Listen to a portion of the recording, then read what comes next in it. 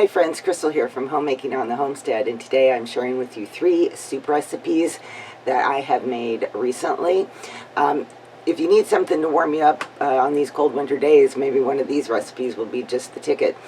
I have used in the recipes my own homemade stock, chicken broth. Actually, mine was a combination of pork and chicken. I just kind of save my bones and then end up making my stock and freeze it, put it in the refrigerator until I need it for soup. If you would like to make your own stock, I will post a recipe for my Instant Pot chicken broth, which you can use any bones right up here, and or you can buy it at the store. So you can buy a stock, or you can even use, you know, water and bouillon. I've even used just water and then just kind of doubled up on all my favorite seasonings and added more onions and things like that to give it the extra flavor boost. So just do what you have. Use what you have. I really love soup recipes because they're so flexible, and you can do any type, any variety of thing that you really want. You can use leftover vegetables, frozen vegetables, canned vegetables. You can have a meatless, vary the types of meat you put in them. Alrighty then. So let's start with the first one.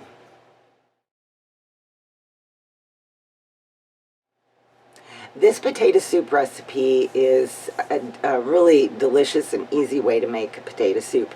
In the recipe, you're going to see that I have used ham, but you can use any type of meat, or you could even have it meatless.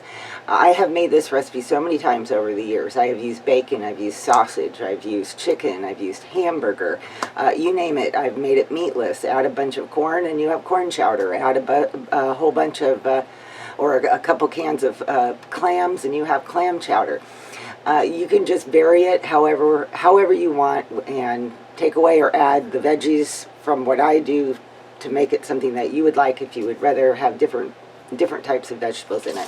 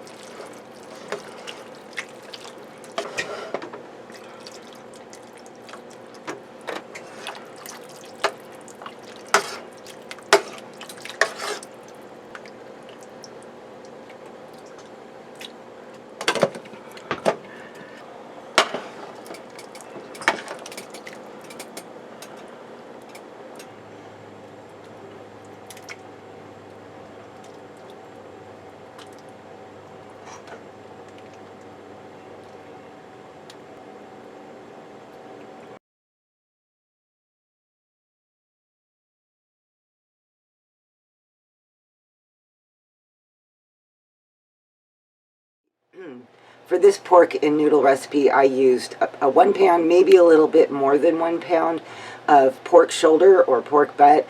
I cut it up into bite-sized pieces, and I just let that cook, for a couple hours until the pork meat was really tender and kind of falling apart.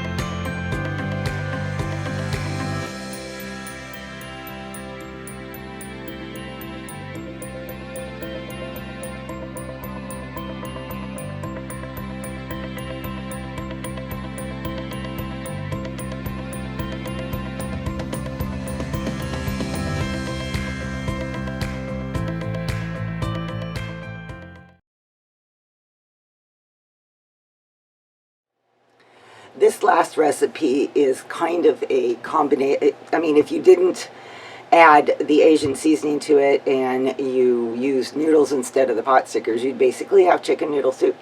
I did this as a variation a few years ago, and my husband absolutely loved it, and I've had several people try the recipe and tell me that they really enjoyed it. In the recipe, the original recipe called for Yoshida's sauce. When I went to make it, I didn't realize I was out of Yoshida's, so I kind of started the recipe by making my own sauce with the ingredients that I had on hand. And I thought it turned out just great doing it that way. So you can take your pick. You can either, if you have some of these ingredients that you'll see on hand, or they're easy for you to obtain and you'd like to be able to make your own sauce, you can do it the way I did it in the video. If you don't want to mess with that, you can simply buy a bottle of Yoshida's and measure it out like recipe is below and use that instead.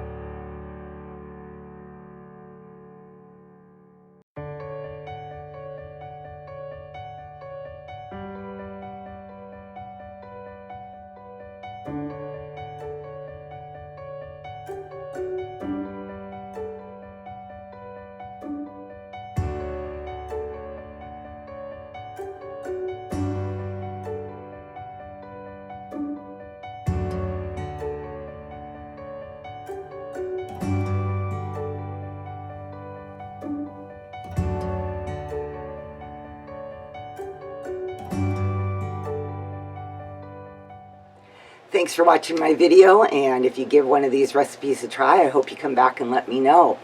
Alright guys, I'll see you next time. Bye-bye.